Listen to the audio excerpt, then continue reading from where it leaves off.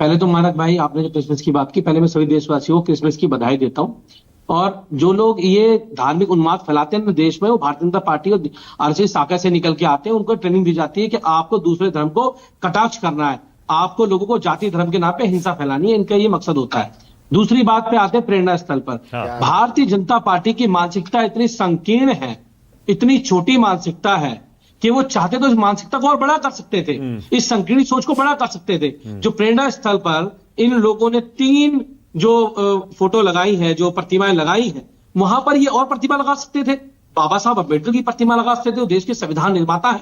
वहां पर महात्मा ज्योतिबा फुले की प्रतिमा लगा सकते थे, चौधरी चरण सिंह की प्रतिमा लगा सकते थे, संत कबीर की प्रतिमा लगा सकते थे, ये लगा सकते थे। लेकिन मानसिकता इतनी छोटी है क्योंकि इनकी ये शुरू से आदत रही है कि ये दलित और पिछड़ों को अपने समान कभी खड़ा होने नहीं देंगे, बराबरी में साथ आने नहीं देंगे। इनकी ये मानसिकता है। जैसे आपने राम मंदिर के उद्घाटन में उसमें देखा, राम मंदिर के उद्घाटन में जब द्रौपदी मुर्मू जी थी, उनको नहीं बुलाया क्योंकि दलित आदिवासी थी। रामनाथ कोविंद जी थे, उनको नहीं बुलाया गया, दलित आदिवासी थे।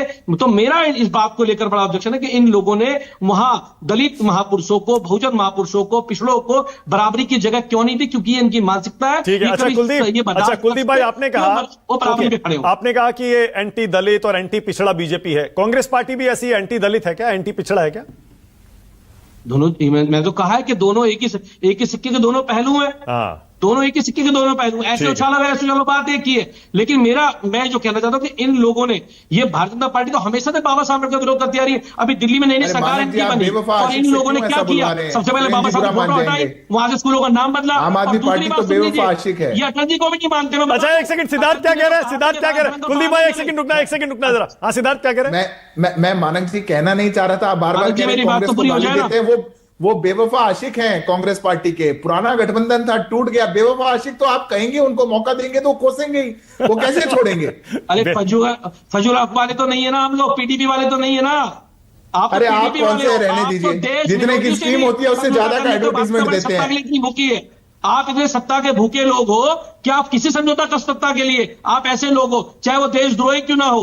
तो आप ये समझ लीजिए, जिनकी आपने तस्वीर लगाई है उनका इतिहास भी यही आपको पता होना चाहिए। और दूसरी बात, आपकी सरकार और मोदी जी अटल बिहारी वाजपेयी जी को भी नहीं मानते, क्योंकि अगर उनको मानते तो उन्होंने कहा था कि राजधर्म का पालन करना चाहिए और किसी भी शासक के लिए वो हर किसी के समान उसका व्यवहार करे, भेदभाव ना करे। और आज भारतीय जनता पार्टी क्या कर रही है? क्या अटल जी की बात को मान रहे हैं आप लोग? आप नहीं मान रहे अटल जी की बात को। आप तो हर देश में भेदभाव कर रहे हैं, जाति के नाम पे भेदभाव कर रहे हैं, धर्म के नाम पे भेदभाव कर रहे हैं, धंधे के नाम पे भेदभाव कर रहे हो। पूरे देश का धंधा एक आदमी को उठा के दे दिया।